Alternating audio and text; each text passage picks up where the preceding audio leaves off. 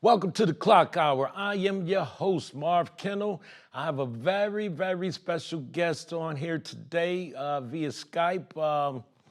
And we're just going to talk about a few things, talk about what this young lady's doing and what she has done and where she's been and where she's going. Thank you. I know it's been a minute, but I'm back at it. 2023 now, so we can get right to it. I have Mrs. Wendy Cahill. How are you? I'm good, Mr. K. How you doing? I can't complain. New day, new year. Um, just getting ready to get back at it. And you know, one thing about it, this is not about me. This is about you all and what you've done. You I've met some incredible people in my journey, and you know, a lot of times people didn't think I was paying attention because I always have my shades on, but they're actually prescription. I see better with these than I do with my regular glasses. So I was always looking and paying attention to who was who. And you sent me a message a while ago, Thanksgiving, and it moved me, should I say, touched me.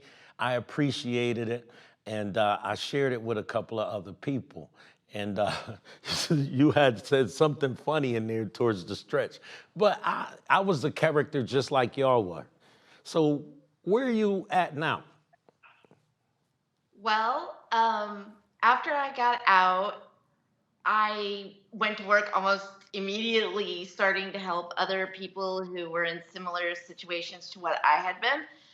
And by that, I mean that, like, I wasn't just helping people who were incarcerated and who wanted to get out and start a good and productive life. I was also, like, helping families deal with people who had an incarcerated loved one, because Okay, it's just as hard as on the people who are outside, right, perhaps even harder, honestly, to deal with having somebody who is away from them being locked up from them, right, right? Um, as it is for the person inside. And it's also not easy for the people who are involved in the incarceration industry in any way, and by that I mean, yes, the staff and workers too. And some of my fellow former incarcerated people look at me like, what? When I say that, I'm like, I have a background in labor union organization, okay? And so I couldn't help but notice, right, when I got involved. Well, once I sobered up, right, um, once I sobered up, I couldn't help but notice, like, wow, this is in any better place to work than it is to live. So right, yeah, right, so I went to work that way, and then after a little bit, I realized that I couldn't do anything more in what I was doing unless I became a lawyer. And I thought, well, that's never going to happen. I mean, I got a federal felony drug conviction. That's never going to happen. right. And then I started looking around and I found that, you know what? There are a couple people who did do that. And I was like, hmm. And then I was like, well, my undergrad GPA kind of sucked. So I don't know if I'm going to be able to do it. So Right. I was shy, and then I asked my mentor, one of the people that I was working with, because I was doing paralegal work. Okay. And so I asked her, I was like, do you think I'm crazy to even think of this? Just wanting to hear her thoughts. And she was like, here, how about we sign you up for an LSAT prep course? And why don't you apply for this school and that school? Like, Right. she was almost more excited about it than I was. I applied to a bunch of schools, and now I am in Buffalo, and I am at Sunny UB in my first year of law school. Yes. And I graduate See? in 2025. Right. And you know what? I had noticed a lot of people think that they can't because of. You know, I never questioned on what people got incarcerated for. That wasn't none of my business. You know, I looked at what you were doing while you were there with me. If you were with me and we were cool, you know, I always paid attention what you're doing now and what you're gonna do when you leave. Because what's her name? James, good James, Andrea. Yeah. Yeah, I latched on to them because I saw somebody actually doing something there and then get out and do it. Hmm. What's her name? Were you around with the senator from Boston? No, there were other senators there, though. There was a lady from Maryland who was Right, a Maryland state assemblywoman when I was there. right. Yeah. Yeah, so it was, I was just fascinated because a lot of times I have been there all them years and you hear people, I'm gonna do this, I'm gonna do that, and then they don't do nothing. So my Yeah. thing was, what are you doing? What are you gonna do? I went to, they had an assembly in Boston and I went up there. The love that Yeah, I I heard got about when I that. walked in, it was like, I felt like a celebrity for a minute. They were telling all of us at home too. I had like 8 million texts saying, "Mr. Kittle's here, Mr. Kittle's here, Mr. Kittle's here." I was like, "Get out!" Oh, so you know that. You knew that. Yeah, Okay. yeah, yeah. For You sure, know, for sure. it was just always fascinating to me. And I try to explain it to people, but they don't even fathom at the level that I was in there at. Because and like you spoke on the the holiday meals. So what I Yeah. would do is I would say what we need and they give me a little list and I'd spend like 30 or $40 on some of the outside stuff to make sure that we had what we needed, far as seasonings go, extra stuff, you know, different things like that, you know. So that was Thanksgiving and Christmas. That's why I worked those days. You know what I mean? But when you sent me that message, it made me appreciate what I was doing because I always felt like I wasn't there for me. I was there for y'all, you know? Food is such an important thing, and I'm not kidding when I say that. I mean, that sounds very obvious, No. but it's one of our most basic nurturing instincts. It's right next to touch.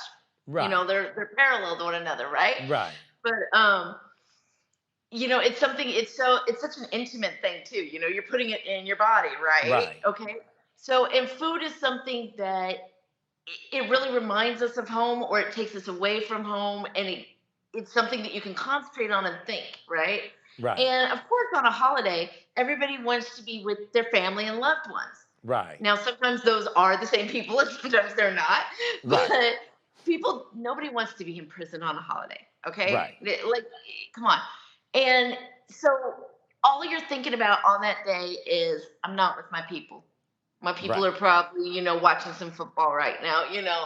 And so, if you're sitting there on top of that, right. okay, they're sending you food from the chow hall that, like, okay, I'll tell you my first Thanksgiving. I had been incarcerated for like 3 weeks, and I was in a county jail at the time because I was held on pretrial.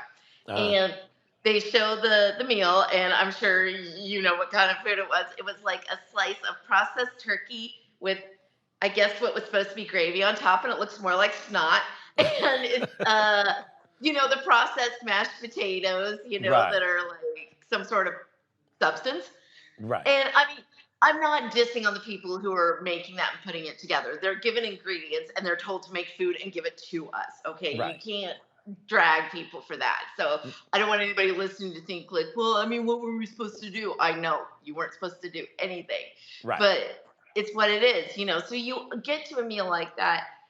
And later, when I got out and I saw what some people are being fed in other prisons, because that's what prompted my note to you that day, is there were people on like Twitter and Facebook and stuff posting like, so this is what was served, in Mississippi today. This is what was served in Texas. This is what was in Arizona, right? right, And I was like, oh God, I gotta tell Mr. Kendall thank you because that man spoiled us. Because when we knew that the holiday meals were coming, we would get excited about them in advance. Right. And we would plan and we would say, okay, you buy like some of that like adobe sauce on commissary, and you get some of this and you get some of that. And we would all chip in, from our Yeah. own commissary stuff too, because we knew it was going to be good. And that day, and it wasn't just on Thanksgiving, like I'm thinking about Memorial Day too, but Right. like, you know, we would get out of our heads for a minute because the Okay. food was good and it was something that we would actually eat even if we weren't there. Okay. Right. And so for a minute, we could just be like, and of course, we didn't all get along with one another, obviously. Yeah.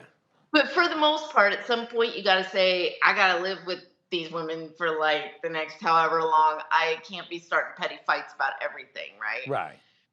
So, yeah, like we would enjoy it, and I remember one day there was one woman who was so sad about being there. You know what? We all have met them. The woman who cries and cries and cries for like weeks and weeks on end, and it's like, oh my God, stop. And then Right. Memorial Day came, and you had the barbecue out there or the grill, and you Yeah. were flipping burgers, and they were real burgers. I want people to understand that they were Right. not like processed like stuff. Yeah. It was actual meat, Right. okay, that this man made for us. And if you're wondering why I sound so enthusiastic about that, clearly you've never been in a prison. Okay. Right. So you were making burgers for us. We could smell it all over because it was on the grill, right? And people were playing softball in the field. And the woman who was always crying all the time, she said, for a moment, I forgot that I was in prison because I was playing softball with some friends. I was smelling the grill. It was a sunny, beautiful day. Who cares? Right. Like, And it was always thoughts like that that kind of made it worth it. At one point I was getting ready to quit. I called them and they was like, "Well, just take 2 weeks off." And the doctor gave me 2 weeks. I was stressed out because I was out of there. But it's a terrible profession. yeah, It is. it takes its toll on you. Um, Absolutely. Who wants to lord power over people all day for a job? I mean, you seriously. know what? It's the way that I did it made it easier for me. And then Of I course. went back to realize that I wasn't there for me. You know, I don't know how religious you are, but I I I prayed on it, and I stayed. Because it wasn't for me. I wasn't there for me. The money, cool, good pay, cool, but what they take you through, and it's not the inmates. What the staff takes you through is a lot, and it's constant scrutiny, constant pressure, you know, constant. I never wished the job on anybody because you have to prove yourself to somebody that don't even know you, you know. Yeah. And I told him, I had to explain to one person, I said, listen, I've been working at this capacity in food service since I was 19. I was Hmm. ex-Navy, so I've done it. So this is the easy part. But I'm not here to keep proving to you that I am who I am and I know what I'm doing. It just it used to take a lot out of me, and it got me, it almost broke me one time. And so, even reflecting back on your message, I said, this is why I did that for 20 years. I've never It's stayed true. nowhere for 20 years. And You then, know, yeah. go ahead. Like, it, well, I was just thinking about how many times, and people have a hard time believing this when I tell them, but I didn't run into a lot of evil officers when I was incarcerated. Like Right, there were most of them were just there doing a job because hey, we all got to pay the lights and eat, right? right, But I didn't meet a lot of evil officers. Of course, there were some, but the ones I did meet who were not just not evil but were good were right, really good and decent human beings, right? right, And they would all say something like, "Yeah, but like I hate doing this job." but the benefits are incredible. They're great benefits. Where else can you get a job that isn't extremely physically taxing, and also you don't need extremely high levels of education to do it, so you don't have to indebt Right. yourself like to Yeah. student loans either. And it's like you're trapped in it because you can't leave. It would be a ridiculous idea. So Right. finding a way that you can do it that allows you to still have your humanity, Right. you've got to find a way to do that, because otherwise it's so sad to see somebody who comes in as a good and decent human being and is just trying to show decency, okay, and just the system, the bureaucracy of working in that environment. It Watching a good officer get killed by that environment is just so depressing from the other side. It really is. It You, truly is. you know what? When I first started, the older ladies and stuff like that used to be on the compound. They said, Hmm. Mr. Kendall, don't let them change you. And I remember them keep saying that. Don't let them change you. Don't let them change you. And they would say that to me all the time. And I was wondering why. But then after a while, you get to realize this is why. This is why. Because it will change you. Well, I know you've seen situations like this. The time that really struck me was when I first got there. There was another woman who got there like 2 weeks earlier, and she had epilepsy, and she had just arrived to the BOP in general from like holding facilities and stuff, like I had. And so when she first got there, you're supposed to get your medicines reassigned and stuff. And ideally, it's supposed to be within the first day or two. And she'd been there for a month and they hadn't gotten around to giving her meds yet. So she'd had 2 or 3 seizures. And finally, one of our more senior officers, and I know you know who I'm talking about, he went to bat for her basically. And he was calling up, med staff. He was calling, the unit managers higher up, whoever. And he was like, listen, this girl really needs her medication. She's had a couple seizures. I'm worried, blah, blah, blah. He wasn't making out like he was personally worried about her, but, Right. I'm worried about what I'm going to do on my job. What are my responsibilities occupationally? He was worried about her personally, but you can't tell them that, you know this. Yeah. And they were just basically like, stay in your lane. Like, this girl's having seizures. Those floors are like ceramic fucking tiles. She's gonna bust her head open, and they're Right. telling him to stay in his lane. And like, he's supposed to be our officer watching us, making sure we're safe. Right. He is in his lane. Right. And Right. that kind of shit is what kills people. Right. And it's at when I first started, you couldn't. They used to call him a hug a thug. I think it was hug a thug, something to Hugger, the hugger. effect where you couldn't you couldn't show that you had any concern. But Yeah. you know, I wouldn't be who I am, or I wouldn't be the staff member that I was if it weren't for my crews. I made sure I got the best in the building. And when they touch down and they come through, I'm having a conversation with them to see whether this was somebody I wanted on my team. Hmm. And that was certain people thing to work in the kitchen so you could get the goodies and stuff like that. No, I needed you to be good. If you weren't good, there was no use for you.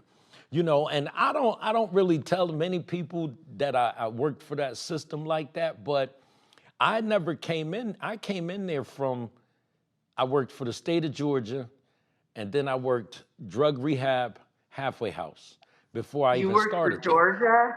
Yeah, That yeah, must have been rough. close to max. You know, and Damn. I'm gonna tell you about down there. It was state, so you not. Oh, dude.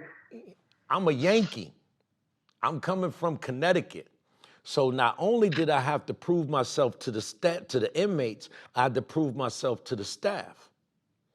But when That I got Georgia to State corrections, my friend, they are notorious. what? They are notorious for being horrible, you know? it So was I'm like, you poor man. I did it. I did it. Yeah. And you know what? I did it with the best of them. And the lieutenant actually said, "You turned out to be one of my best officers." And I was Hmm. leaving. Bye. I'm going. I'm out of here. But see, people people don't understand the root of the problem. Like the system down there, they don't pay their staff enough money. You're giving me McDonald's money when I'm dealing with all these different type of inmates. So what do you think's gonna happen? Your staff is gonna get corrupted. You're giving me $20,000. That's McDonald money. And they were making me come get the paycheck. I said, man, this ain't working, man. I'm out of here. Well, yeah, like when you look at, especially on the state level, I think, I mean, you would know obviously better than me. I think that on a federal level, it's a little bit better, obviously, but like, if you're paying people wages that they could get better if they were somewhere else, although the work would probably be more physically taxing, Right, right? And you would have to like be nice in customer service because that's one thing you right, don't have to do at right, work. Like if you're a correction officer, you do not have to sit there and put on the "Hi, how can I help you today?" smile. right, That's not a part of it, right? But right, if you don't feel like doing that day, it's not a big deal.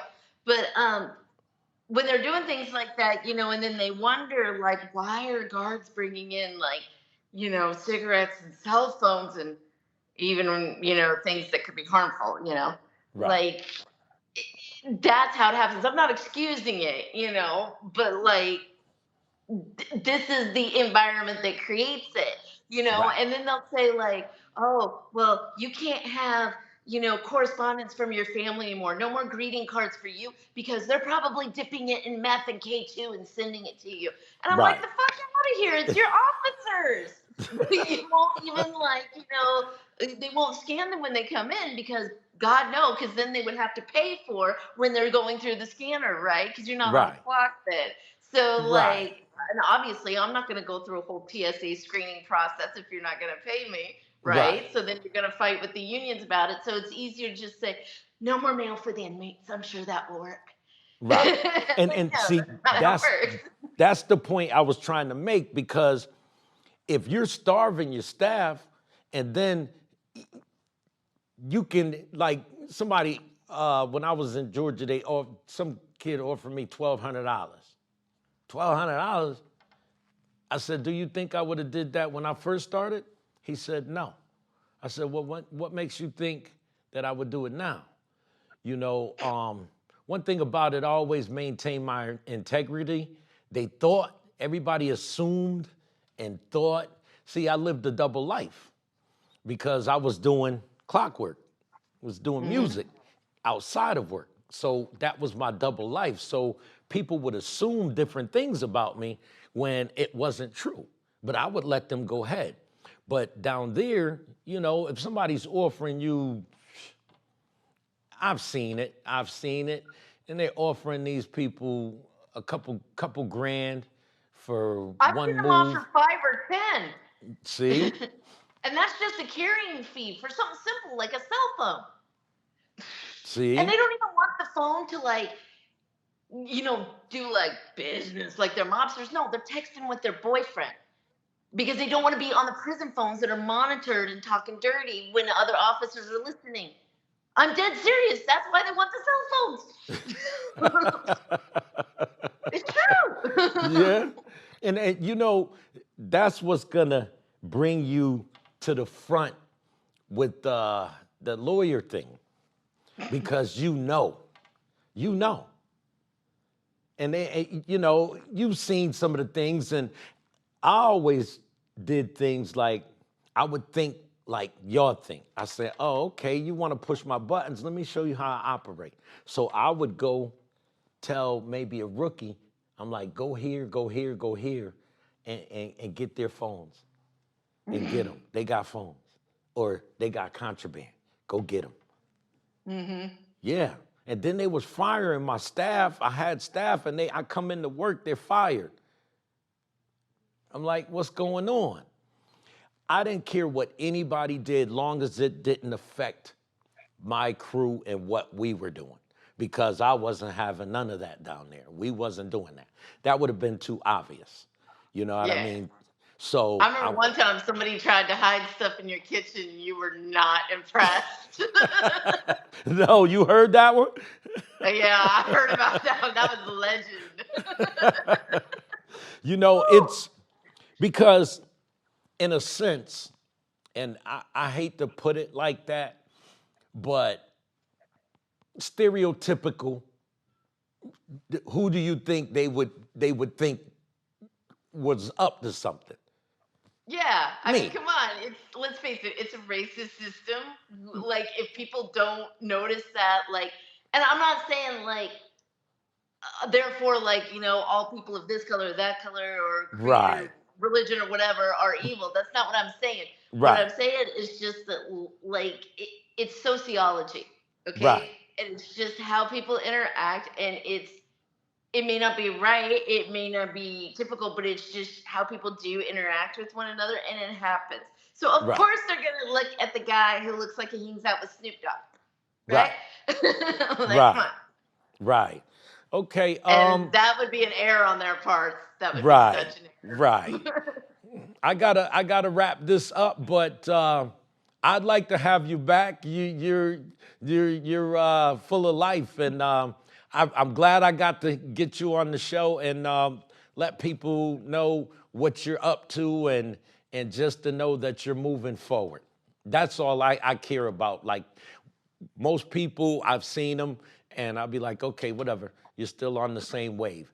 But those of you who are actually doing something to be able to help and give back, those are ones, this is what this show is for. So I appreciate you. If I can help you in any way, you need me to speak anywhere, I'm coming. All Always, right? always. So And I'll thank keep you. you notified about cool things that happen. I'll do that. All right. Let me know, and I'm always willing to run my mouth. Thank you, sir. And you take care. Have a good day. And that wraps up our show today. And till next time, the clock hour. Peace.